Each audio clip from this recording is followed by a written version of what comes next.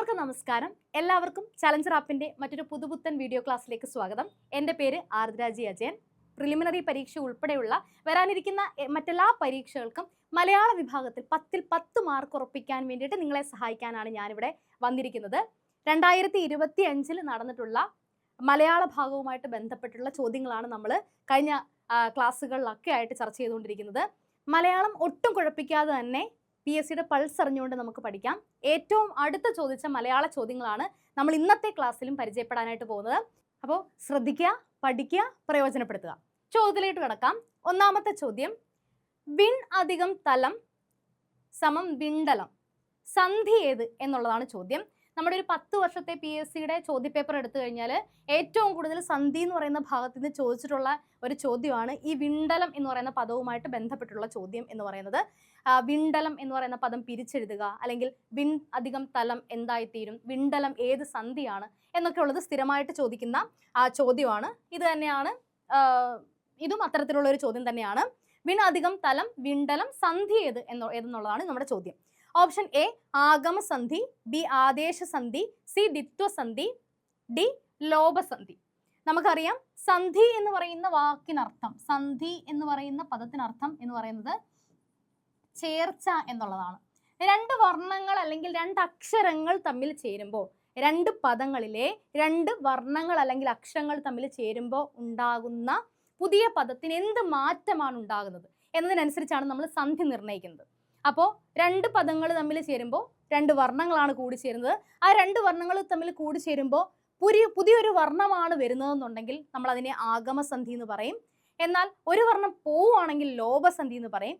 ഒരു വർണ്ണത്തിനെ അല്ലെങ്കിൽ ഒരു അക്ഷരത്തിനെ എടുത്തു മാറ്റിയതിന് ശേഷം പുതിയൊരു അക്ഷരം അവിടെ സ്ഥാനം പിടിക്കുന്നുണ്ടെങ്കിൽ ആദേശസന്ധി എന്ന് പറയും.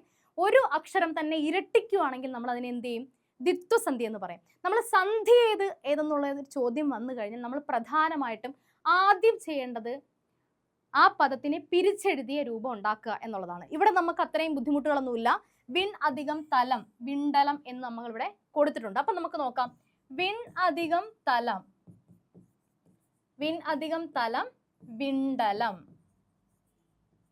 രണ്ടാമത്തെ സ്റ്റെപ്പ്, സന്ധി കണ്ടുപിടിക്കാനുള്ള രണ്ടാമത്തെ സ്റ്റെപ്പ് എന്ന് പറയുന്നത് ഈ പദങ്ങളിൽ നിന്ന് ഈ രൂപത്തിലോട്ട് ചേർത്തെഴുതുമ്പോൾ ഈ രൂപത്തിന് എന്ത് മാറ്റമാണ് ഉണ്ടാകുന്നത്, അതാണ് സന്ധി. രണ്ട് വർണ്ണങ്ങൾ തമ്മിൽ കൂടിച്ചേരുമ്പോൾ ഉണ്ടാകുന്ന മാറ്റത്തിനെയാണ് നമ്മൾ സന്ധി എന്ന് പറയുന്നത്, അല്ലേ? അപ്പം ഇവിടെ ഏതൊക്കെ അക്ഷരങ്ങളുണ്ട്, ഇവിടേക്ക് വരുമ്പോൾ ആ അക്ഷരങ്ങളൊക്കെ അവിടെ തന്നെ ഉണ്ടോ, അവിടെ മാറ്റം സംഭവിച്ചിട്ടുണ്ടോ? മാറ്റം സംഭവിച്ചിട്ടുണ്ടെങ്കിൽ അത് ഏത് തരത്തിലുള്ള മാറ്റമാണ് എന്നതിനനുസരിച്ചാണ് നമ്മൾ സന്ധി ചെയ്യുന്നത്. അപ്പം ആദ്യം നമ്മൾ ചെയ്യുന്നത് പദത്തിനെ പിരിച്ചെഴുതുക, ചേർത്തെഴുതിയ രൂപം ഉണ്ടാക്കുക. അപ്പം വിൺ അധികം തലം വിണ്ടലം. ഇനി ഈ അക്ഷരങ്ങളൊക്കെ തന്നെയാണോ അവിടേക്ക് വന്നിരിക്കുന്നത്, എന്ത് മാറ്റം സംഭവിച്ചു എന്നുള്ളതാണ്. ഇവിടെ വി എന്ന് പറയുന്ന അക്ഷരം ഇവിടെ ഉണ്ടോ? ഇവിടെ ഉണ്ട്. അപ്പം അടുത്ത അക്ഷരം ഇൻ അഥവാ ന് അവിടെ ഉണ്ടോ? ഉണ്ട്. ഇണ്ടായുണ്ട്. ഇണ്ടാ എന്ന് പറയുന്നത് ന് അധികം ടായിക്കാണ് നമ്മൾ ഇണ്ടാ എന്ന് പറയുന്നത്. ഓക്കെ, ന് അവിടെ ഉണ്ടോ? അടുത്ത താ, താ അവിടെ ഉണ്ടോ? അവിടേക്ക് വരുമ്പോ താ എന്നൊരു അക്ഷരം അവിടെ കാണാനില്ല. പകരം അതിന് പകരം അവിടെ വന്ന് ചേർന്നിരിക്കുന്ന അക്ഷരം എന്ന് പറയുന്നത് ഡാ എന്നുള്ളതാണ്. ഓക്കെ, അവിടെ നിൽക്കട്ടെ. ഇനി ലം എന്ന് പറയുന്ന അക്ഷരം ഉണ്ടോ? അതെ, ഉണ്ട്. അപ്പോൾ ആകെ സംഭവിച്ചിരിക്കുന്ന മാറ്റം ഇവിടെ ഉണ്ടായിരുന്ന താ അവിടേക്ക് വന്നപ്പോൾ മാറിയിട്ട്, ഇവിടെ ഉണ്ടായിരുന്ന താ അവിടേക്ക് വന്നപ്പോൾ മാറി ഡായായിട്ട് തീർന്നു. അപ്പൊ തായെ എടുത്ത് മാറ്റിക്കൊണ്ട് ഡാ അവിടെ സ്ഥാനം പിടിച്ചു. അങ്ങനെ വരുന്ന സാഹചര്യങ്ങളിൽ സന്ധി ആദേശസന്ധിയാണ്. ഒരു അക്ഷരം അല്ലെങ്കിൽ ഒരു വർണ്ണം പോയി മറ്റൊരു വർണ്ണം ആ പദത്തിൽ സ്ഥാനം പിടിക്കുകയാണെങ്കിൽ, ചേർത്തെഴുന്ന രൂപത്തിൽ സ്ഥാനം പിടിക്കുകയാണെന്നുണ്ടെങ്കിൽ അവിടെ വന്നിരിക്കുന്ന സന്ധി എന്ന് പറയുന്നത് ആദേശസന്ധിയാണ്. എന്താണ്? ആദേശ സന്ധിയാണ് എന്നുള്ള കാര്യം ഓർത്തിരിക്കുക. വിണ്ടലം, അതുപോലെ തന്നെ തണ്ടാർ, തൺ അധികം താറാണ് തണ്ടാറായിട്ട് മാറുന്നത്. തണ്ടാർ. ഓക്കെ, ഇവിടെ അതേ കാര്യം തന്നെയാണ് സംഭവിക്കുന്നത്. ഇവിടെയൊക്കെ രൂപം മാറി വരുന്ന സമയത്ത് ഇവിടുത്തെ താ ഇവിടെ ഇല്ല, പകരം അവിടെ ഡായാണുള്ളത്. ഇവിടുത്തെ തായെ അടിച്ച് വെളിയിൽ കളഞ്ഞതിന് ശേഷം ഡാ അവിടെ സ്ഥാനം പിടിച്ചു. അതുകൊണ്ട് തന്നെ ആദേശസന്ധിയാണ്. അതുപോലെ തന്നെ സ്ഥിരമായിട്ട് പരീക്ഷയ്ക്ക് ചോദിക്കുന്ന മറ്റൊന്നാണ് 800 എന്ന് പറയുന്ന പദം പിരിച്ചെഴുതുക എന്ന് ചോദിക്കാറുണ്ട്. 800 എന്ന് പറയുന്ന പദം ഏത് സന്ധിയാണെന്ന് ചോദിക്കാറുണ്ട്. എന്താണ്? എൺ അധികം 100 ആണ് 800. എൺ അധികം 100 ആണ് 800 എന്ന് പറയുന്നത്. ഇവിടെ എ അവിടെയുണ്ട്, ണ് അവിടെയുണ്ട്. ഇവിടെ നായായിരുന്നു ഉണ്ടാവേണ്ടത്, പക്ഷെ അവിടെ പകരം നായാണ് വന്നിരിക്കുന്നത്. റ് എന്ന് പറയുന്ന പദം, റ് എന്ന് പറയുന്ന അക്ഷരം അവിടെയുണ്ട്. അപ്പൊ പകരം നായ്ക്ക് പകരം അവിടെ നാ വന്നിരിക്കുന്നത് കൊണ്ട് സന്ധി ആദേശ സന്ധി. ഓക്കെ, അതുപോലെ തന്നെ മറ്റു ഉദാഹരണമാണ് കണ്ടു. കൺ അധികം തൂ ആണ് കണ്ടു ആയിട്ട് വരുന്നത്. കൺ അധികം തൂ ആണ് കണ്ടു ആയിട്ട് വരുന്നത്. ഇവിടെയും അതുപോലെ തന്നെയാണ് സംഭവിക്കുന്നത്. താ മാറിയിട്ട് ഇവിടെ ഡാ വരുന്നു. അപ്പൊ ഒന്ന് മാറി മറ്റൊന്ന് വരുന്നു. ഒന്നിനെ തള്ളിക്കളഞ്ഞതിന് ശേഷം മറ്റൊന്ന് കയറി ഇരിക്കുന്നതിനെയാണ് നമ്മൾ ആദേശ സന്ധി എന്ന് പറയുന്നത്. അപ്പൊ മനസ്സിലായോ? വിൺ അധികം തലം, വിണ്ടലം ആദേശ സന്ധിയാണ്. തണ്ടാർ ആദേശ സന്ധിയാണ്. 800 ആദേശ സന്ധിയാണ്. അതുപോലെ തന്നെ കണ്ടു എന്നുള്ളത് ആദേശ സന്ധിയാണ്. ഈ ഒരു ഉദാഹരണങ്ങളും കൂടെ ഒന്ന് ഓർത്തിരിക്കുക എന്നുള്ളതാണ്. ഓക്കെ, മനസ്സിലായെന്ന് കരുതുന്നു. മനസ്സിലായല്ലോ? അടുത്ത ചോദ്യത്തിലോട്ട് പോവാം. അടുത്ത ചോദ്യം, ക്ലീബം എന്ന പദത്തിന്റെ അർത്ഥം ഏതെന്നുള്ളതാണ്. ക്ലീബം എന്ന പദത്തിന്റെ അർത്ഥം എന്ത് എന്നുള്ളതാണ് ചോദ്യം. ഓപ്ഷൻ എ പുരുഷൻ, ഓപ്ഷൻ ബി സ്ത്രീ, ഓപ്ഷൻ സി ഗുരു, ഓപ്ഷൻ ഡി നപുംസകം. അപ്പം ക്ലീബം എന്ന് പറയുന്ന പദത്തിന് അർത്ഥം എന്ന് പറയുന്നത് നപുംസകം എന്നുള്ളതാണ്. നപുംസകം എന്നുള്ളതാണ് ക്ലീബം എന്ന് പറയുന്ന പദത്തിന്റെ അർത്ഥം എന്ന് മനസ്സിലാക്കാം. ക്ലീബം, നപുംസകം. എന്താണ് നപുംസകം എന്ന് പറയുന്നത്? നപുംസകം എന്ന് പറഞ്ഞു കഴിഞ്ഞാൽ ലിംഗഭേദമില്ലാത്തത്. ലിംഗഭേദം നമുക്ക് നിർണ്ണയിക്കാൻ സാധിക്കാത്തതിനെയാണ് നമ്മൾ നപുംസകം എന്ന് പറയുന്നത്. നമ്മൾ സ്ത്രീലിംഗം, പുല്ലിംഗം, നപുംസകലിംഗം എന്ന് പറയാറുണ്ട്.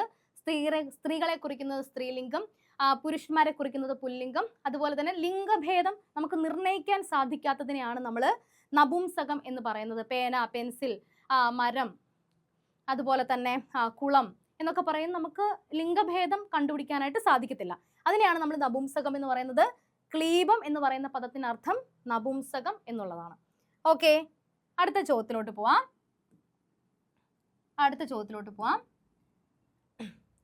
കൂട്ടത്തിൽ പെടാത്തത് ഏതെന്ന്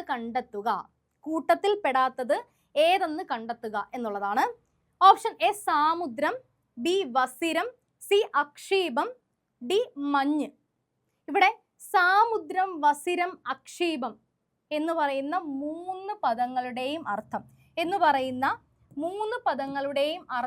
പറയുന്നത് കടലുപ്പ് എന്നുള്ളതാണ്. സന്ദർഭവശാൽ മൂന്ന് പദങ്ങളുടെ അർത്ഥം എന്ന് പറയുന്നത് കടലുപ്പ് എന്നാണ്. എന്നാൽ സാമുദ്രം കടലുപ്പ്, വസിരം കടലുപ്പ്, അക്ഷീപം കടലുപ്പ്. അതിനകത്ത് വ്യത്യസ്തമായിട്ട് നിൽക്കുന്നതെന്ന് പറഞ്ഞാൽ മഞ്ഞ് എന്ന് പറയുന്ന പദം മാത്രമാണ്. അപ്പം മഞ്ഞ് എന്ന് പറയുന്ന പദമാണ് കൂട്ടത്തിൽ പെടാത്തത് എന്നുള്ളതാണ്. സാധാരണ കടലുപ്പ് എന്ന് പറയുന്ന ഈ ഒരു പദത്തിന്റെ പര്യായങ്ങൾ നമ്മളിങ്ങനെ ചോദിച്ച് കണ്ടിട്ടില്ല. കടൽ ചോദിച്ച് കണ്ടിട്ടുണ്ട്. കടലിന്റെ പര്യായങ്ങൾ ചോദിച്ച് കാണാറുണ്ട്. കടലുപ്പിന്റെ അല്ല, കടലിന്റെ പര്യായങ്ങൾ ഏതൊക്കെയാണ് നമ്മൾ പ്രധാനമായിട്ടും അറിഞ്ഞിരിക്കേണ്ടത്? സാഗരം, സമുദ്രം, അതുപോലെ തന്നെ അർണവം ഒക്കെ നമ്മൾ സ്ഥിരമായിട്ട് കേൾക്കുന്നുണ്ട്. അത് കൂടാതെ തന്നെ വാരിധി, അമ്പുധി, അതുപോലെ തന്നെ പയോധി, അതുപോലെ തന്നെ ഉദധി. ഒന്ന് പഠിച്ചു വെക്കുക. എന്താണ് വാരിധി, അമ്പുധി, പയോധി, ഉദധി? ഇതൊക്കെ കടലിന് നമുക്ക് ചോദിക്കാൻ സാധ്യതയുള്ള അല്ലെങ്കിൽ പ്രധാനപ്പെട്ട പര്യായ പദങ്ങളാണ്. കടൽ, വാരിധി, അമ്പുധി, പയോധി, ഉദധി. ഓക്കെ, ഉദധി. ഓക്കെ, ഇനി മഞ്ഞ് എന്ന് പറയുന്ന പദത്തിന്റെ പര്യായങ്ങൾ ഏതൊക്കെ നമുക്ക് പറയാൻ പറ്റും? മഞ്ഞ് എന്ന് പറയുന്ന പദത്തിന്റെ പര്യായങ്ങൾ: മഞ്ഞ്, ഹിമം, നീഹാരം, തുഷാരം, പിന്നെന്താണ്? തുഹിനം, പ്രാലേയം. ഇതൊക്കെ നമുക്ക് മഞ്ഞിന് പറയാൻ പറ്റുന്ന പര്യായ പദങ്ങളാണ്. അപ്പം വസിരം, അക്ഷീപം, സാമുദ്രം എന്ന് പറഞ്ഞാൽ കടലുപ്പ്, കടലിന്റെ പര്യായങ്ങൾ ഏതൊക്കെയാണ്? വാരിധി, അമ്പുധി, പയോധി, ഉദധി എന്നിവ കടലിന്റെ പര്യായ പദങ്ങളാണ്.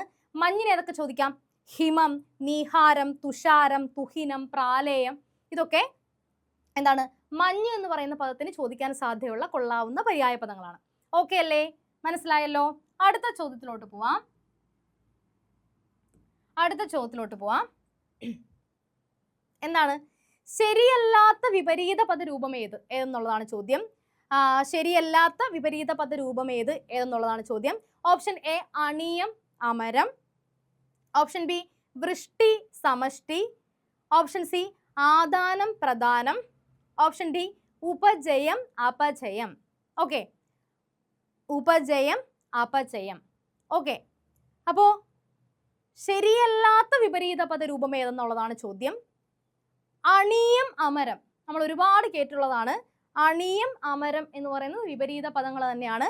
അണിയം എന്ന് പറയുന്നത് നമ്മുടെ കപ്പലിന്റെയും വള്ളത്തിന്റെയും ഒക്കെ മുൻവശത്തെയും മുൻഭാഗത്തിനെയും, മുൻഭാഗം. അമരം എന്ന് പറയുന്നത് പിൻഭാഗത്തിനെയും, പിൻഭാഗത്തിനെയും സൂചിപ്പിക്കുന്നതാണ്. ഇനി വൃഷ്ടി സമഷ്ടി ശരിയായിട്ടുള്ള വിപരീത പദം തന്നെയാണ് വൃഷ്ടി സമഷ്ടി.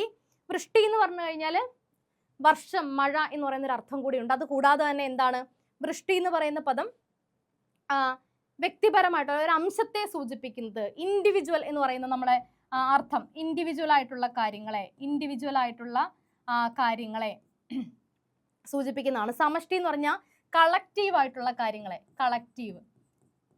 മൊത്തത്തിലുള്ള കാര്യങ്ങളെ സൂചിപ്പിക്കുന്നത് എന്നുള്ള അർത്ഥത്തിലാണ് വൃഷ്ടി സമഷ്ടി എന്ന് പറയുന്ന പദങ്ങൾ ഉപയോഗിക്കുന്നത്.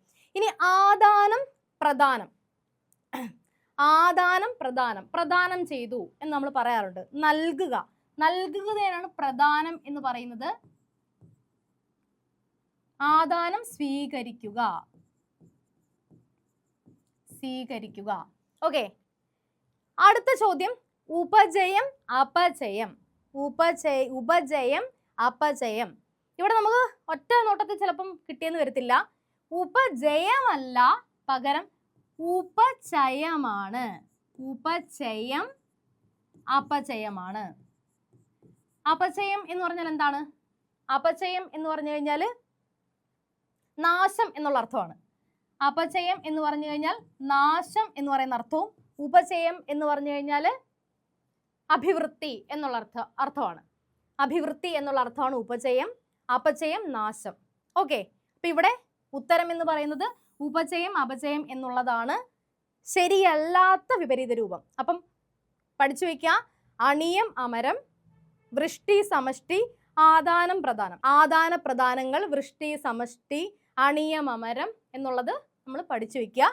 ഉപചയം അപചയം എന്നുള്ളതാണ്. ഇനി അപജയം എന്ന് പറയുന്ന ഒരു വാക്കുണ്ട്. അപജയം എന്ന് പറഞ്ഞു കഴിഞ്ഞാൽ എന്താണ്? അപജയം എന്ന് പറയുന്ന പദത്തിന് അർത്ഥം എന്ന് പറയുന്നത് തോൽവി, പരാജയം എന്നുള്ള അർത്ഥമാണ്. തോൽവി.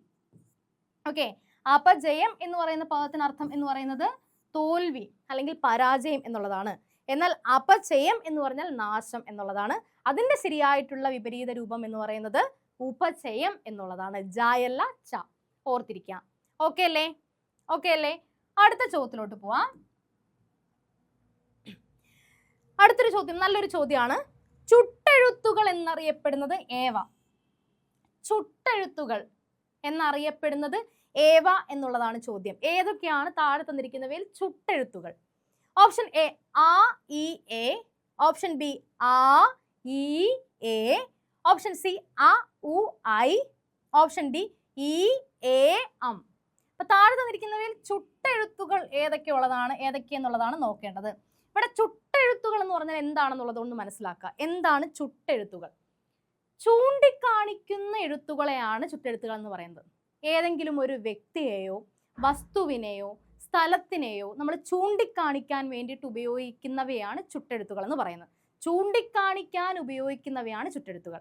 ഉദാഹരണമായിട്ട് അവിടെ, അത്ര, അവൻ, അവൾ എന്നൊക്കെ ഉള്ളത്. അല്ലെങ്കിൽ ഇവിടെ, ഇവൻ, ഇവൾ, ഇത്ര എന്നൊക്കെ പറയുന്നത്. അല്ലെങ്കിൽ എന്താണ്? എവിടെ, എങ്ങനെ, എത്ര. അങ്ങനെ ചൂണ്ടിക്കാണിക്കാൻ ഉപയോഗിക്കുന്ന എഴുത്തുകളെയാണ് നമ്മൾ ചുട്ടെഴുത്തുകൾ എന്ന് പറയുന്നത്. ഓർത്തിരിക്കുക, ഒരു മാറ്റമില്ലാത്ത സംഭവമാണ് ചുട്ടെഴുത്തുകൾ എന്നറിയപ്പെടുന്നത്. ആ ഇ എ എന്നീ അക്ഷരങ്ങളെയാണ്. മലയാളത്തിലെ ചുട്ടെഴുത്തുകൾ എന്നറിയപ്പെടുന്നത് ആ ഇ എ എന്നീ അക്ഷരങ്ങളെയാണ്. എന്താണ്?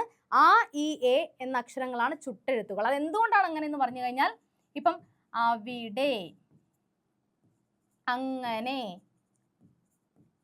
അത്ര, അവൻ, അവൾ, അതുപോലെ തന്നെ ഇവിടെ, ഇങ്ങനെ, ഇത്ര, ഇവൻ, ഇവൾ, അതുപോലെ തന്നെ എവിടെ, എങ്ങനെ, എത്ര.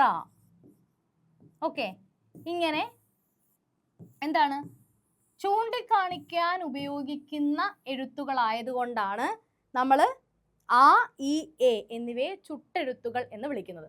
ഓക്കെ ആണോ? മനസ്സിലായല്ലോ? അപ്പൊ ഇത് ഓർത്തിരിക്കുക, ഫിക്സ് ചെയ്യുക. ആ ഇ എ എന്നിവയാണ് ചുട്ടെഴുത്തുകൾ. ഓക്കെ, അടുത്ത ചോദ്യത്തിലോട്ട് പോവാം. ചതയില്ലാത്തിടത്ത് കത്തി വയ്ക്കരുത്. ചതയില്ലാത്തിടത്ത് കത്തി വയ്ക്കരുത് എന്ന പ്രയോഗത്തിന്റെ അർത്ഥം എന്ത് എന്നുള്ളതാണ് ചോദ്യം. ചതയില്ലാത്തിടത്ത് കത്തി വെക്കരുത് എന്ന പ്രയോഗത്തിന്റെ അർത്ഥം. ഓപ്ഷൻ എ, ശത്രുക്കളെ സൂക്ഷിക്കണം. ഓപ്ഷൻ ബി, ഫലമില്ലാത്തിടത്ത് പ്രവർത്തിക്കരുത്. സി, പുകവലി പാടില്ല. ഡി, ആരെയും സഹായിക്കരുത്. ചത എന്ന് പറഞ്ഞാൽ നമ്മൾ മൃദുവായിട്ടുള്ള, സോഫ്റ്റ് ആയിട്ടുള്ള, നമ്മൾ ചതവെന്നൊക്കെ പറയത്തില്ലേ, ചതവുണ്ടായി എന്ന് പറയാറുണ്ട്. അപ്പം അങ്ങനെയുള്ള സ്ഥലത്ത് കത്തി വെക്കരുത്, ചതയില്ലാത്തിടത്ത് കത്തി വെക്കരുത് എന്നുള്ളതാണ്. കുറച്ചെങ്കിലും മൃദുത്വം ഇല്ലാത്തിടത്ത് പോയി നമ്മൾ കത്തി വെക്കരുത്. നമ്മൾ ഇരുമ്പുലക്കയിൽ കത്തി വെച്ച് മുറിക്കാൻ നോക്കിക്കഴിഞ്ഞു കഴിഞ്ഞാൽ ഇരുമ്പുലക്ക മുറിയത്തില്ലെന്ന് മാത്രമല്ല, എന്താണ്, നമ്മുടെ കത്തിയുടെ മൂർച്ചയും കൂടെ പോവും എന്ന് പറയുന്നത് പോലെയാണ്. അതുപോലെയാണ് ചില സാഹചര്യങ്ങളിലും നമ്മൾ നന്നാവില്ലെന്ന് ഉറപ്പുണ്ടെന്നുണ്ടെങ്കിൽ ചിലയിടത്ത് നമ്മൾ നന്നാക്കാൻ നിൽക്കരുതെന്ന് പറയാറുണ്ട്. അതുപോലെ തന്നെയാണ് ഇവിടെയും. ഫലമില്ലാത്തിടത്ത് പ്രവർത്തിക്കരുത്. നമുക്ക് എന്തെങ്കിലും അതുകൊണ്ട് ആർക്കെങ്കിലും പ്രയോജനം ഉണ്ടാകുക എന്നുണ്ടെങ്കിൽ മാത്രമേ ഒരിടത്ത് നമ്മൾ പ്രവർത്തിക്കാൻ പോകാൻ പാടുള്ളൂ, അല്ലാതെ പ്രവർത്തിക്കരുത്. അതിനാണ് ചതയില്ലാത്തിടത്ത് കത്തി വെക്കരുത്. അങ്ങനെ പോയി കഴിഞ്ഞു കഴിഞ്ഞാൽ അത് നടക്കില്ലെന്ന് മാത്രമല്ല, പിന്നെന്താണ്, നമ്മളും കൂടെ കുറച്ച് മോശമാവത്ത് മാത്രമേ ഉള്ളൂ. അപ്പം ഫലമില്ലാത്തിടത്ത് പ്രവർത്തിക്കരുത് എന്ന് പറയുന്ന അർത്ഥമാണ് ചതയില്ലാത്തിടത്ത് കത്തി വെക്കരുത് എന്ന് പറയുന്ന പ്രയോഗത്തിന്റെ അർത്ഥം എന്ന് മനസ്സിലാക്കുക. ഓക്കെ അല്ലേ? ഓക്കെ ആണ്. അടുത്ത ചോദ്യത്തിലോട്ട് പോവാം.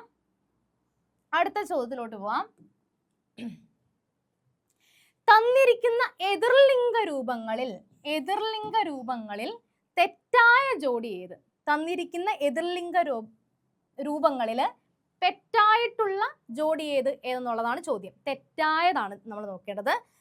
ഓപ്ഷൻ എ, നേതാവ് നേത്രി. ബി, വിദ്വാൻ വിദുഷി. സി, കവി കവയിത്രി കവിയത്രി. ഡി, അപായം ഉപായം. ഈ ചോദ്യത്തിലുള്ള ഒരു പെശകായിട്ട് നമുക്ക് പറയാൻ പറ്റുന്നത്, അപായം ഉപായം എന്ന് പറയുന്നത് ഒരിക്കലും എതിർലിംഗ രൂപമല്ല, വിപരീത രൂപമാണ്. വിപരീതമാണ്. നമുക്ക് എതിർലിംഗം എപ്പോഴും പറയാൻ പറ്റുന്നത് സ്ത്രീലിംഗ പുല്ലിംഗ രൂപങ്ങളെയാണ് നമുക്ക് എതിർലിംഗം എന്ന് പറയാനായിട്ട് സാധിക്കുന്നത്. അപായം ഉപായം എന്ന് പറയുന്നത് വിപരീതമാണ്. പിന്നെ ചോദ്യം കറക്റ്റ് ആണ്.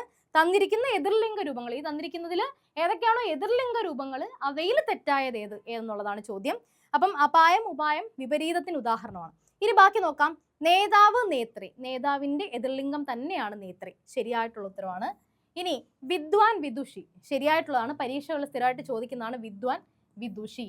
ഇനി കവി കവിയിത്രി, കവി കവിയിത്രിയല്ല, കവയത്രിയാണ്. കവയിത്രിയാണ്. കവിയിലെ വായ്ക്ക് വള്ളി ഉണ്ടെന്ന് കരുതിയിട്ട് കവയിത്രിയിലെ വായ്ക്ക് വള്ളിയില്ല എന്നുള്ള കാര്യം മനസ്സിലാക്കുക. കവി കവയിത്രിയാണ്. ഓക്കെ, അപ്പൊ ഇവിടെ ഇതാണ് തെറ്റായിട്ടുള്ള ജോഡി എന്ന് മനസ്സിലാവും. ഓക്കെ അല്ലേ? ഇതും സ്ഥിരമായിട്ട് ചോദിച്ചു കാണുന്ന ഒരു ചോദ്യമാണ്. കവി കവയിത്രി നമ്മൾ പഠിച്ചൊക്കെ പോരുന്നു കഴിഞ്ഞാലും ആ സമയത്ത് നമുക്ക് കൺഫ്യൂഷൻ ഉണ്ടാവുന്ന ഒരു കാര്യമാണ്. അപ്പോൾ ഓർത്ത് വെക്കുക, കവിയുടെ വായ്ക്ക് വള്ളിയുണ്ട്, എന്നാൽ കവയിത്രി എന്ന് എഴുതുമ്പോൾ വായ്ക്ക് വള്ളിയിടേണ്ട കാര്യമില്ല. ഓക്കെ അല്ലേ? അടുത്ത ചോദ്യത്തിലോട്ട് പോവാം. അടുത്ത ചോദ്യം, പഠിക്കാൻ ആഗ്രഹിക്കുന്ന ആൾ, അധികം കൺഫ്യൂഷൻ ഇല്ലാതെ തന്നെ നമുക്ക് കിട്ടുന്ന ഒരു ചോദ്യമാണ്. ഓപ്ഷൻ എ, പിപാസു. ബി ദിദൃക്ഷു, സി പിബഡിഷു, ഡി ബുഭുക്ഷു. ഇതിനകത്ത് പഠിഷു എന്ന് വന്നിരിക്കുന്നതുകൊണ്ട് തന്നെ പിബഡിഷു എന്നുള്ളതാണ് ശരിയായിട്ടുള്ള ഉത്തരം. പിബഡിഷു എന്നുള്ളതാണ് ശരിയായിട്ടുള്ള ഉത്തരം. പഠിക്കാൻ ആഗ്രഹിക്കുന്ന ആൾ പിബഡിഷു, പഠിക്കാനുള്ള ആഗ്രഹം പിബഡിഷ. പിപാസു കുടിക്കാൻ ആഗ്രഹിക്കുന്ന ആൾ പിപാസു, കുടിക്കാനുള്ള ആഗ്രഹം പിപാസ. ദിദൃക്ഷു കാണാൻ ആഗ്രഹിക്കുന്ന ആൾ ദിദൃക്ഷു, കാണാനുള്ള ആഗ്രഹം ദിദൃക്ഷ. ഇനി ഭക്ഷിക്കാൻ ആഗ്രഹിക്കുന്ന ആൾ ബുഭുക്ഷു, ഭക്ഷിക്കാനുള്ള ആഗ്രഹം എന്താണ്? ബുഭുക്ഷ എന്നുള്ളതാണ്. ഇനി അതാണ് പ്രധാനപ്പെട്ട കാര്യങ്ങൾ, ഒന്ന് ഓർത്ത് വെച്ചേക്കുക. ഓക്കെ, ക്ലിയർ ആണല്ലോ? അടുത്ത ചോദ്യത്തിലോട്ട് പോവാം.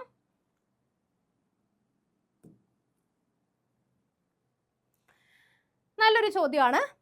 സ്ത്രീ പുരുഷ നപുംസകങ്ങളിൽ, സ്ത്രീ പുരുഷൻ നപുംസകം എന്നിവകളിൽ ഏതെങ്കിലും ഒന്നിന്റെ മാത്രം ബഹുത്വത്തെ കുറിക്കുന്നതാണ് ഡാഷ്, അല്ലെങ്കിൽ താഴെ തന്നിരിക്കുന്നതിൽ ഏതാണ് എന്നുള്ളതാണ്. സ്ത്രീ പുരുഷ നപുംസകങ്ങളിൽ ഏതെങ്കിലും ഒന്നിന്റെ മാത്രം ബഹുത്വത്തെ കുറിക്കുന്നതാണ് താഴെ തന്നിരിക്കുന്നവയിൽ ഏതോ ഒന്ന്. അത് ഏതാണ് എന്നുള്ളതാണ് ചോദ്യം. അപ്പൊ ഇങ്ങനെയൊക്കെ ചോദ്യം വരുന്ന സമയത്ത് താഴെ തന്നിരിക്കുന്ന ഓപ്ഷൻസ് ഒന്ന് അനലൈസ് ചെയ്യുക. അപ്പൊ തന്നെ നമുക്ക് ഉത്തരം കിട്ടും. പൂജക ബഹുവചനം നമ്മൾ ഒരുപാട് പറഞ്ഞിട്ടുള്ളതാണ്. പൂജക ബഹുവചനം എന്ന് പറയുന്നത് ഒരിക്കലും ബഹുവചന രൂപമല്ല. രൂപത്തിൽ മാത്രമേ ബഹുവചനം എന്ന് പറയുന്ന ഒരു പദം ചേർത്തിട്ടുള്ളൂ. അത് അർത്ഥത്തിൽ എന്ന് പറയുന്നത് ഒരാളെ കുറിക്കാൻ വേണ്ടിയിട്ടാണ്. അപ്പൊ തന്നെ നമുക്ക് ആ ഓപ്ഷൻ ഡിലീറ്റ് ചെയ്യാനായിട്ട് സാധിക്കും. ബഹുത്വത്തെ കുറിക്കുന്നതാണ്. സ്ത്രീ പുരുഷൻ നപുംസകം, ഇതിലേതെങ്കിലും ഒന്നിന്റെ മാത്രം, എല്ലാത്തിൻ്റെയും അല്ല. ഒന്നുകിൽ സ്ത്രീയുടെ ബഹുത്വം, സ്ത്രീയുടെ ഒന്നിലധികം രൂപങ്ങള്, അല്ലെങ്കിൽ പുരുഷന്മാരുടെ ഒരു കൂട്ടം, അല്ലെങ്കിൽ നപുംസകത്തിന്റെ ഒരു കൂട്ടം. ഇതിന്റെ ഒന്നിന്റെ കൂട്ടത്തിനെ മാത്രം, ബഹുത്വം എന്ന് പറഞ്ഞു കഴിഞ്ഞാൽ ഒന്നിലധികം എണ്ണം ഉള്ളതിനെയാണ് നമ്മൾ ബഹുത്വം എന്ന് പറയുന്നത്. അല്ലെങ്കിൽ ആ ഒരു കൂട്ടത്തെ, ഒന്നിലധികം എണ്ണത്തിനെ കുറിക്കുന്നത് ഏതെന്നുള്ളതാണ്. അപ്പൊ തന്നെ നമുക്ക് പൂജക ബഹുവചനം ഡിലീറ്റ് ചെയ്യാൻ പറ്റും. എന്താണ്? പൂജക ബഹുവചനം ഒരിക്കലും ബഹുത്വം അല്ല, ഒരാളെ മാത്രമേ ഉള്ളൂ. എന്താണ്? സ്വാമികൾ, വൈദ്യർ, വാദ്യാർ, അതുപോലെ തന്നെ പത്രാധിപർ എന്നൊക്കെ പറഞ്ഞ് നമ്മൾ ഒരുപാട് രൂപങ്ങൾ പഠിച്ചിട്ടുണ്ടായിരുന്നു. ഏതാണ്? പൂജക ബഹുവചനം. ഒരാളോടുള്ള ബഹുമാന സൂചകമായിട്ട് അർ, മാർ, കൾ എന്നീ പ്രത്യയങ്ങൾ ചേർത്ത് പറയുന്നതിനെയാണ് നമ്മൾ പൂജക ബഹുവചനം എന്ന് പറയുന്നത്. അപ്പൊ ബഹുത്വമല്ല, പൂജക ബഹുവചനത്തിൽ ഒരാൾ മാത്രമേ ഉള്ളൂ എന്നുള്ളത് കൊണ്ട് തന്നെ ഓപ്ഷൻ ഡിലീറ്റ് ചെയ്യാം. അടുത്ത ദ്വിവചനം. ദ്വിവചനം എന്ന് പറഞ്ഞാൽ എന്താണ്? നമുക്ക് ദ്വിവചനം മലയാള ഭാഷയിൽ ഇല്ല, എന്നിരുന്നാൽ തന്നെ രണ്ടെണ്ണത്തിനെ സൂചിപ്പിക്കുന്നതാണ് ദ്വിവചനം എന്ന് പറയുന്നത്. രണ്ട് എണ്ണത്തിനെ സൂചിപ്പിക്കുന്നതിനെയാണ് നമ്മൾ ദ്വിവചനം എന്ന് പറയുന്നത്. ഇവിടെ ബഹുത്വം എന്ന് വേണമെങ്കിൽ നമുക്ക് പറയാം, കാരണം ഒന്നിലധികം എണ്ണമുണ്ട്. പക്ഷെ എന്തുണ്ട്? അവിടെ സ്ത്രീയോ പുരുഷനെയോ നപുംസകത്തിനെയോ സൂചിപ്പിക്കുന്നുണ്ടോ? ഇല്ല, ഏതോ രണ്ടെണ്ണം ദ്വിവചനം. അപ്പം അതും ഉത്തരമല്ല എന്ന് നമുക്ക് മനസ്സിലാവും. അടുത്തതാണ് സലിംഗ ബഹുവചനം. സലിംഗ ബഹുവചനം എന്താണ്? സലിംഗ ബഹുവചനം നമുക്ക് ലിംഗം പറയാൻ പറ്റുന്ന, ജെൻഡർ ഏതെന്ന് പറയാൻ പറ്റുന്ന, സ്ത്രീയെന്നോ പുരുഷനെന്നോ നപുംസകം എന്നോ പറയാൻ പറ്റുന്ന ബഹുവചന രൂപങ്ങളെയാണ് സലിംഗ ബഹുവചനം എന്ന് പറയുന്നത്. ഉദാഹരണമായിട്ട് സ്ത്രീകൾ, സ്ത്രീകൾ, അതുപോലെ തന്നെ പുരുഷന്മാർ. ഓക്കെ, അതുപോലെ തന്നെ വേറെ എന്താണ്? അധ്യാപികമാർ. ഓക്കെ, ഇതൊക്കെ സലിംഗ ബഹുവചനമാണ്. എന്താണ്? നമുക്ക് ബഹുവചന രൂപവുമാണ്. സലിംഗം എന്ന് പറഞ്ഞു കഴിഞ്ഞാൽ നമുക്കത് സ്ത്രീലിംഗമാണോ പുല്ലിംഗമാണോ നപുംസക ലിംഗമാണോ എന്ന് മനസ്സിലാവുകയും ചെയ്യുന്ന രൂപങ്ങളെയാണ് നമ്മൾ സലിംഗ ബഹുവചനം എന്ന് പറയുന്നത്. ഓക്കെ, അപ്പം ഇവിടെ നമ്മുടെ ചോദ്യം എന്താണ്? സ്ത്രീ പുരുഷ നപുംസകങ്ങളിൽ ബഹുത്വത്തെ കുറിക്കുന്നതാണ്. ഇവിടെ സലിംഗ ബഹുവചനത്തിൽ സ്ത്രീകൾ, പുരുഷന്മാർ, അധ്യാപികമാർ എന്നുള്ള കൃത്യമായിട്ട് ജെൻഡർ ഏതാന്ന് മനസ്സിലാക്കിക്കൊണ്ടുള്ള ബഹുവചനം ആയതുകൊണ്ട് തന്നെ സലിംഗ ബഹുവചനം എന്നുള്ളതാണ് ഉത്തരം. അപ്പൊ സലിംഗ ബഹുവചനം എന്ന് പറയുന്നത് സ്ത്രീയോടെയോ പുരുഷന്റെയോ നപുംസകത്തിന്റെയോ ബഹുത്വത്തെ കുറിക്കുന്നതാണ്. ഇനി അലിംഗ ബഹുവചനം എന്ന് പറഞ്ഞാൽ എന്താണ്? അവിടെ നമുക്ക് ഒരു ബഹുവചനത്തിന്, ഒരു കൂട്ടത്തിനെ ആയിരിക്കും കാണാനായിട്ട് സാധിക്കുക. ഉദാഹരണമായിട്ട് അധ്യാപകർ, അധ്യാപകർ, അധ്യാപകർ, അല്ലെന്നുണ്ടെങ്കിൽ കുട്ടികൾ. ഇവിടെ നമുക്ക് അധ്യാപികമാരാണോ അധ്യാപകന്മാരാണോ അല്ലെങ്കിൽ കുട്ടികളിൽ തന്നെ പെൺകുട്ടികളാണോ ആൺകുട്ടികളാണോ തിരിച്ചറിയാൻ പറ്റത്തില്ല. ആ തിരിച്ചറിയാൻ പറ്റാത്തതിരിക്കുന്ന അവസ്ഥയാണ് നമ്മൾ അലിംഗ ബഹുവചനം എന്ന് പറയുന്നത്. അലിംഗ ബഹുവചനം എന്ന് പറയുന്നത് ബഹുവചന രൂപമായിരിക്കും, പക്ഷെ അത് പുല്ലിംഗമാണോ സ്ത്രീലിംഗമാണോ നപുംസകലിംഗമാണോ എന്ന് തിരിച്ചറിയാനായിട്ട് സാധിക്കുകയില്ല. ആ സാഹചര്യത്തിനെ പറയുന്ന പേരാണ്, അല്ലെങ്കിൽ അത്തരം വാക്കുകളെ പദങ്ങളെ പറയുന്ന പേരാണ് അലിംഗ ബഹുവചനം എന്ന് ഓർക്കുക. അപ്പൊ സലിംഗ ബഹുവചനം, അലിംഗ ബഹുവചനം, പൂജക ബഹുവചനം, ഇവ മൂന്നും ബഹുവചനത്തിന്റെ പിരിവുകളായിട്ടാണ് നമ്മൾ പഠിച്ചിട്ടുണ്ടായിരുന്നത്. ഓക്കെ അല്ലേ? അപ്പൊ സലിംഗ ബഹുവചനമാണ് കൃത്യമായിട്ടുള്ള പുല്ലിംഗമാണോ സ്ത്രീലിംഗമാണോ നപുംസകലിംഗമാണോ എന്ന് നമുക്ക് തിരിച്ചറിയാൻ സാധിക്കുന്ന ബഹുവചന രൂപം. ഓക്കെ, കിട്ടിയല്ലോ. അടുത്ത ചോദ്യത്തിലോട്ട് പോയാലോ? അടുത്ത ചോദ്യത്തിലോട്ട് പോവാം.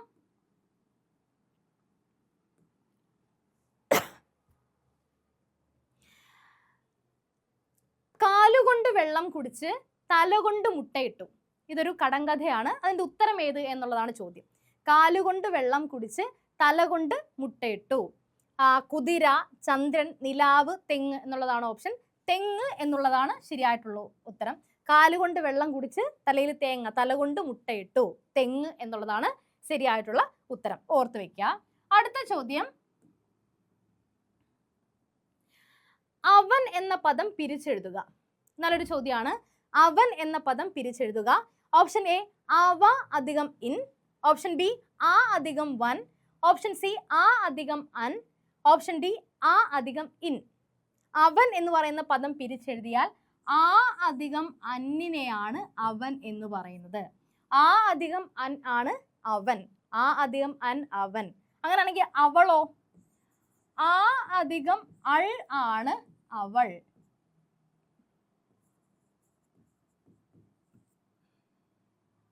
ആ അധികം അൾ ആണ് ആര്? അവൾ. ഇനി ആ അധികം അർ ആണ് അവർ. ഓക്കെ, ആ അധികം അൻ ആണ് അവൻ. ഓക്കെ, അപ്പൊ ശരിയായിട്ടുള്ള ഉത്തരം ആ അധികം അൻ എന്നുള്ള കാര്യം ഓർത്തിരിക്കുക. ഓക്കെ, അവൻ എന്ന പദം പിരിച്ചെഴുതുമ്പോൾ ആ അധികം അൻ എന്നുള്ളതാണ് ശരിയായിട്ടുള്ള ഉത്തരം. ഓക്കെ അല്ലേ? അടുത്ത ചോദ്യത്തിലോട്ട് പോവാം. ഓക്കെ, ആദേശസന്ധിക്ക് ഉദാഹരണമാണ് ഏത്? ഓപ്ഷൻ എ പച്ച അധികം കുതിര പച്ചക്കുതിര, ഓപ്ഷൻ ബി വിൺ അധികം തലം വിണ്ടലം, ഓപ്ഷൻ സി പന അധികം ഓല പനയോല, ഓപ്ഷൻ ഡി കേട്ടു അധികം ഇല്ല കേട്ടില്ല. നമ്മുടെ കൂടുതലും ആദേശസന്ധിയായിട്ട് ബന്ധപ്പെട്ടുള്ള ചോദ്യങ്ങൾ നമുക്ക് കാണാറുണ്ട് പരീക്ഷയിൽ. അപ്പൊ അത്തരത്തിൽ ഉള്ളൊരു ചോദ്യം തന്നെയാണ്, നമ്മൾ നേരത്തെ ചെയ്ത ചോദ്യം തന്നെയാണ്. അതുകൊണ്ട് കൂടുതൽ പറയാനില്ല. വിൺ അധികം തലം വിണ്ടലം എന്നുള്ളതാണ് ശരിയായിട്ടുള്ള ഉത്തരം. അങ്ങനെയാണെങ്കിൽ ബാക്കി നമുക്കൊന്ന് ചെയ്തു നോക്കാം. ഏതൊക്കെയാണ് സന്ധികളെന്ന് നോക്കാം. അപ്പൊ നമ്മൾ സന്ധി നിർണ്ണയിക്കുന്ന സമയത്ത് ഞാൻ നേരത്തെ സൂചിപ്പിച്ചിരുന്നത് പോലെ തന്നെ പിരിച്ചെഴുതുന്നതും ചേർത്തെഴുതുന്ന രൂപം ഒന്നിച്ചെഴുതുക. അപ്പൊ തന്നെ നമുക്കൊരു ക്ലാരിറ്റി ഉണ്ടാവും. അതാണ് നമ്മൾ ഒന്നാമത്തെ സ്റ്റേജിൽ ചെയ്യേണ്ടത് സന്ധി നിർണ്ണയിക്കുന്ന കാര്യത്തിൽ. ഓക്കെ, അപ്പൊ ഇവിടെ പച്ച അധികം കുതിര പച്ചക്കുതിര എന്നുള്ളതാണ്. ശേഷം നമ്മൾ നോക്കേണ്ട എന്താണ്, ഇവിടുന്ന് ഇവിടേക്ക് വരുമ്പോൾ എന്ത് മാറ്റം ഉണ്ടായി എന്നുള്ളതാണ്. പച്ച എന്ന് പറയുന്ന ആൾ അവിടെ തന്നെയുണ്ട്, കുതിര എന്ന് പറയുന്ന ആൾ അവിടെ തന്നെയുണ്ട്. പകരം ആ കാ എന്തായിട്ടുണ്ട്? ഇരട്ടിച്ചിട്ടുണ്ട് അല്ലേ? പച്ച അധികം കുതിര, ഒരു എക്സ്ട്രാ ഒരു കാ ഇവിടെ വന്നിട്ടുണ്ട് അല്ലേ? അതാണ് ഇവിടെ വന്നിരിക്കുന്ന ഒരു മാറ്റം.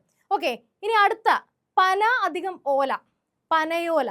ഇവിടെ പന അതുപോലെയുണ്ട്. ഓ ദാണ്ട യോ എന്നുള്ളതിനകത്ത് ഓ എന്ന് പറയുന്ന അക്ഷരമുണ്ട്, എല്ലാം അവിടെ ഉണ്ട്. പകരം യാ എന്ന് പറയുന്ന ഒരാള് പുതുതായിട്ട് അവിടെ വന്നിട്ടുണ്ട്. പുതിയതായിട്ട് യു എന്ന് പറയുന്ന ഒരാൾ അവിടെ വന്നിട്ടുണ്ട്. ഇനി അടുത്തത് കേട്ടു അധികം ഇല്ല കേട്ടില്ല. ഓക്കെ, അവിടെ എന്താണ് സംഭവിച്ചിട്ടുള്ളത്? കേട്ടു അധികം ഇല്ല കേട്ടില്ല. കേട്ടു എന്ന് പറയുന്ന ആൾ ഇവിടെ ഉണ്ടോ? ഇല്ല. ഇല്ല ഉണ്ട് അല്ലേ? ഇല്ല. ഈയുടെ ചിഹ്നം അവിടെ തന്നെ ഉണ്ട്. അതുകൊണ്ട് തന്നെ ഇല്ല അവിടെ തന്നെ ഉണ്ട്. പകരം കേട്ടുവിലെ ഊ ഇതങ്ങ് നഷ്ടപ്പെട്ടു പോയി അല്ലേ? അത് ഇല്ലാതായിപ്പോയി. അപ്പൊ പിരിച്ചെഴുതിയിട്ടുള്ള രൂപങ്ങൾ തന്നെയായിരുന്നു നമുക്ക് കിട്ടിയിട്ടുണ്ടായിരുന്നത്. നമ്മൾ സന്ധി കണ്ടുപിടിക്കാൻ ആദ്യം ചെയ്തത് എന്ത് മാറ്റങ്ങളാണ് പുതിയ പദത്തിന് വന്നതെന്നുള്ളത് എഴുതി. ഇവിടെ എന്താണ്, ഈ രണ്ട് പദങ്ങൾ തമ്മിൽ ചേരുന്ന സമയത്ത് പുതുതായിട്ടൊരു വർണ്ണം വരികയാണ് ഉണ്ടായത്. വരികയാണ് ഉണ്ടായത്. പക്ഷെ ഇവിടെ ഒരു ശ്രദ്ധിക്കേണ്ട ഒരു കാര്യം, ഇവിടെ ഉണ്ടായിരുന്ന ഒരു പദത്തിന്റെ ഇരട്ടിപ്പാണ് ഉണ്ടായത്. കു എന്നുള്ളത് ഇക്കു ആയിട്ട് മാറി. അതായത് ഒരു കാ എന്ന് പറയുന്ന വർണ്ണം, ക് എന്ന് പറയുന്ന ഒരു വർണ്ണം പുതുതായിട്ട് ഉണ്ടാവുകയാണ് ചെയ്യുന്നത്. അപ്പം രണ്ട് വർണ്ണങ്ങൾ തമ്മിൽ കൂടിച്ചേരുന്ന സമയത്ത് അതിൽ ഒരു വർണ്ണം ഇരട്ടിക്കുകയാണെങ്കിൽ, ഇവിടെ പുതിയൊരു വർണ്ണം വരികയാണ് ഉണ്ടായത്, പക്ഷേ അതിനേക്കാൾ കൂടുതൽ ആ ഉള്ള വർണ്ണത്തിന്റെ ഇരട്ടിപ്പാണ് ഉണ്ടായതെങ്കിൽ ആ സന്ധിയെ നമ്മൾ എന്ത് പറയും? ദ്വിത്വസന്ധി എന്ന് പറയും. ആ സന്ധിയെ നമ്മൾ എന്ത് പറയും? ദ്വിത്വസന്ധി എന്ന് പറയും. എന്താണ്? ദ്വിത്വസന്ധി. ഓക്കെ, രണ്ട് വർണ്ണങ്ങൾ തമ്മിൽ കൂടിച്ചേരുന്ന സമയത്ത് അതിൽ ഏതെങ്കിലും ഒരു വർണ്ണം ഇരട്ടിക്കുകയാണെന്നുണ്ടെങ്കിൽ അതിനെ നമ്മൾ എന്തു പറയും? ദ്വിത്വസന്ധി എന്ന് പറയും. ഇനി പന അധികം ഓല, പനയോലയിലേക്ക് വരുമ്പോൾ എന്താണ്? ഇവിടെ ഉള്ളതെല്ലാം അതുപോലെ തന്നെ ഉണ്ട്. പായുണ്ട്, നായുണ്ട്, ഓ ഉണ്ട്, ലാ ഉണ്ട്. പകരം യ എന്ന് പറയുന്ന പുതിയൊരു വർണ്ണം വരികയാണ് ഉണ്ടായത്. അപ്പൊ പുതിയൊരു വർണ്ണം വരുവാണെന്നുണ്ടെങ്കിൽ സന്ധി ഏതാണ്? ആഗമസന്ധി. ആഗമം കടന്നു വരുന്നത്, പുതുതായിട്ട് വരുന്നത്, വരിക എന്നുള്ളതാണ് ആഗമം. ആഗമസന്ധി. ഓക്കെ ആണോ? ഇനി അടുത്ത കേട്ടു അധികം ഇല്ല. കേട്ടില്ല ആവുന്ന സമയത്ത് കേ, ഇട്ട, ഇല്ല, ഇത്രയും അവിടെ വന്നിട്ടുണ്ട്. പുതിയൊരു പദത്തിലേക്ക് മാറുമ്പോൾ വന്നിട്ടുണ്ട്. പക്ഷെ ഊ എന്ന് പറയുന്ന വർണ്ണം അവിടെ ഇല്ലാതായി തീരുകയാണ്. അങ്ങനെ രണ്ട് വർണ്ണങ്ങൾ തമ്മിൽ കൂടിച്ചേരുന്ന സമയത്ത് ഒരു വർണ്ണം ഇല്ലാതാവുകയാണെന്നുണ്ടെങ്കിൽ അതിനെ നമ്മൾ ലോപസന്ധി എന്ന് പറയും. ലോപസന്ധി. ഓക്കെ, അപ്പൊ രണ്ട് വർണ്ണങ്ങൾ തമ്മിൽ കൂടിച്ചേരുന്ന സമയത്ത് ഒരു വർണ്ണം, കൂട്ടത്തിലുള്ള ഒരു വർണ്ണം തന്നെ ഇരട്ടിക്കുകയാണെങ്കിൽ അതിനെ ദ്വിത്വസന്ധി എന്ന് പറയും. രണ്ട് വർണ്ണങ്ങൾ തമ്മിൽ കൂടിച്ചേരുന്ന സമയത്ത് ഒരു വർണ്ണം മാറി മറ്റൊരു വർണ്ണം വരികയാണെങ്കിൽ അതിനെ ആദേശസന്ധി എന്ന് പറയും. രണ്ട് വർണ്ണങ്ങൾ തമ്മിൽ കൂടിച്ചേരുന്ന സമയത്ത് പുതുതായിട്ടൊരു വർണ്ണം ആഗമിക്കുക, കടന്നു വരികയാണെങ്കിൽ ആഗമസന്ധി എന്ന് പറയും. രണ്ട് വർണ്ണങ്ങൾ തമ്മിൽ കൂടിച്ചേരുന്ന സമയത്ത് ഉള്ള ഒരു വർണ്ണം, ചേരുമ്പോൾ ഉണ്ടാകുന്ന ഒരു വർണ്ണം ഇല്ലാതായി പോകുന്നതിനെ ലോപസന്ധി എന്ന് പറയും. അപ്പൊ ഇവിടുന്ന് നമ്മൾ ഇവിടേക്ക് വരുമ്പോൾ എന്ത് മാറ്റമാണ് ഉണ്ടാകുന്നത്? ഇവിടുത്തെ ഉള്ള ആ മാറ്റത്തിനെയാണ് നമ്മൾ പേരിട്ട് വിളിക്കുന്നത് എന്നുള്ള കാര്യം ഓർത്തിരിക്കുക. മനസ്സിലായെന്ന് കരുതുന്നു. അടുത്ത ചോദ്യത്തിലോട്ട് പോവാം.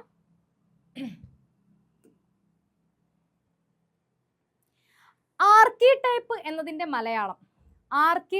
എന്നതിന്റെ മലയാളം എന്തെന്നുള്ളതാണ് പരിഭാഷയായിട്ട് ബന്ധപ്പെട്ട ചോദ്യമാണ്. ഓപ്ഷൻ എ മൂലധനം, ഓപ്ഷൻ ബി കൊലയാളി, ഓപ്ഷൻ സി ജീവചരിത്രം, ഓപ്ഷൻ ഡി ആദിപ്രരൂപം. ഓക്കെ, ഇവിടെ ആദിപ്രരൂപം എന്നുള്ളതാണ് ശരിയായിട്ടുള്ള ഉത്തരം. മൂലധനം എന്താണ്? ക്യാപിറ്റൽ. മൂലധനം എന്ന് പറയുന്ന പദത്തിന്റെ ഒരു ചോദിക്കാൻ കൊള്ളാവുന്ന ഒരു ഇംഗ്ലീഷ് വാക്ക് എന്ന് പറയുന്നത് ക്യാപിറ്റൽ. ക്യാപിറ്റൽ എന്ന് പറയുന്ന പദത്തിന്റെ മലയാള പരിഭാഷ ചോദിക്കാം, മൂലധനം. കൊലയാളി എന്ന് പറഞ്ഞു കഴിഞ്ഞാൽ കില്ലർ അല്ലെങ്കിൽ മർഡറർ എന്നൊക്കെ പറയാം. ജീവചരിത്രം എന്ന് പറഞ്ഞാൽ എന്താണ്? ബയോഗ്രഫി എന്ന് പറയാം. ബയോഗ്രഫി. അങ്ങനെയാണെങ്കിൽ ആത്മകഥ എന്താണ്? ആത്മകഥ ഓട്ടോബയോഗ്രഫിയാണ്. അതുകൂടെ ഒന്ന് ഓർത്ത് വയ്ക്കുക. ആത്മകഥയ്ക്ക് ഓട്ടോബയോഗ്രഫിയാണ് ആത്മകഥ.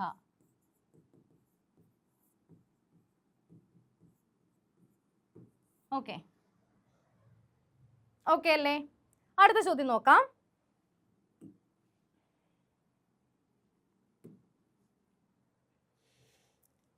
ചെല്ലം പെരുത്താൽ ചിതലരിക്കും എന്ന പ്രയോഗത്തിന്റെ അർത്ഥം എന്ത് എന്നുള്ളതാണ് ചോദ്യം. ഓപ്ഷൻ എ അതിവാത്സല്യം അപകടകാരിയാണ്, ഓപ്ഷൻ ബി മറ്റുള്ളവരെ വിശ്വസിക്കരുത്, ഓപ്ഷൻ സി പണം തന്നെ പ്രധാനം, ഓപ്ഷൻ ഡി വിദ്യാധനം ഏറ്റവും വലിയ സമ്പത്ത്. ഇവിടെ പണം തന്നെ പ്രധാനം, ചെല്ലം എന്നൊക്കെ പറയുമ്പോൾ പണം തന്നെ പ്രധാനം എന്നൊക്കെ നമുക്കൊരു തോന്നലുണ്ടാവും. അതല്ല, അതിവാത്സല്യം അപകടകാരിയാണ് എന്നുള്ളതാണ് ശരിയായിട്ടുള്ള ഉത്തരം. എന്താണ്? അതിവാത്സല്യം അപകടകാരിയാണ് എന്നുള്ളതാണ് ചെല്ലം പെരുത്താൽ ചിതലരിക്കും എന്ന് പറയുന്ന പ്രയോഗത്തിന്റെ അർത്ഥം. ഒരുപാട് കൊഞ്ചിച്ചു കഴിഞ്ഞാൽ വഷളായി പോവും എന്ന് നമ്മൾ പറയാറുണ്ട്. അതുപോലെ തന്നെയാണ് അതിവാത്സല്യം അപകടകാരിയാണ്. ഓക്കെ അല്ലേ? അടുത്ത ചോദ്യം.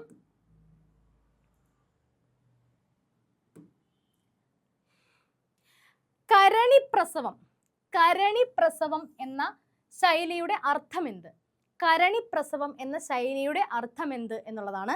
ഓപ്ഷൻ എ ആവർത്തിച്ചുള്ള പ്രസവം, ഓപ്ഷൻ ബി കാലം തെറ്റിയ പ്രസവം, ഓപ്ഷൻ ഡി കരടിയുടെ പ്രസവം, ഓപ്ഷൻ ഡി അപൂർവമായ സംഭവം. ഓക്കെ, കരണിപ്രസവം എന്ന് പറയുന്ന പദം അല്ലെങ്കിൽ അങ്ങനെ ഒരു ശൈലി എന്ന് പറയുന്നത് കരിണിപ്രസവം എന്നും പറഞ്ഞു കേൾക്കാറുണ്ട്. കരിണിപ്രസവം എന്നും പറഞ്ഞു കേൾക്കാറുണ്ട്.